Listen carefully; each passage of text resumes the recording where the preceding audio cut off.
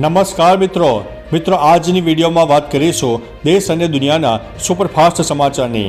સૌપ્રથમ વાત કરીએ તો રામ મંદિર પ્રતિષ્ઠા માટે વહેલા પહોંચશે પીએમ મોદી।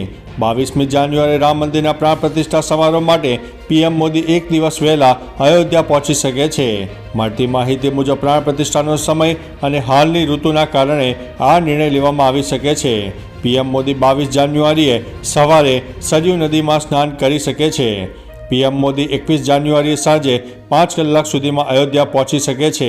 જો કે આ મુદ્દે સત્તાવાર જાહેરાત કરવામાં નથી આવી। અન્ય મહત્વના સમાચારની વાત કરીએ તો વધુ એક યુવાનનું હાર્ટ એટેકથી મોત થયું છે। ગીર સોમનાથમાં કોડીનારના ફાફણી ગામના 28 વર્ષીય યુવકનું હાર્ટ એટેકથી મોત થયું છે। આ યુવકને રસ્સા ચડની પ્રેક્ટિસ દરમિયાન હાર્ટ એટેક આવ્યો હતો। મૃતક ફાયર બ્રિગેડની તૈયારી કરતો હતો। તેનું નામ ભૂપત સોલંકી હતું। જણાવી દઈએ કે વધતા જતા હાર્ટ એટેકના કેસ પાછળનું કારણ એ છે કે લોકો જે પ્રકારની જીવનશૈલી જીવી રહ્યા છે તેની અસર હાર્ટ ઉપર પડતી જોવા મળી રહી છે।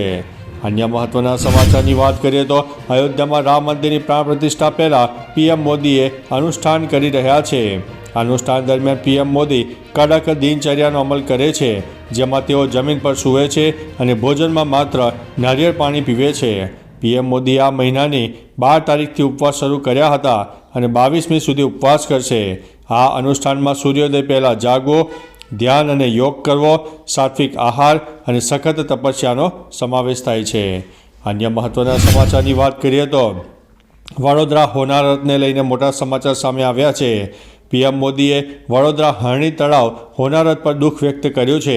તેમણે લખ્યું છે કે દુઃખની આ ઘડીમાં મારા વિચારો શોકગ્રસ્ત પરિવારો સાથે છે।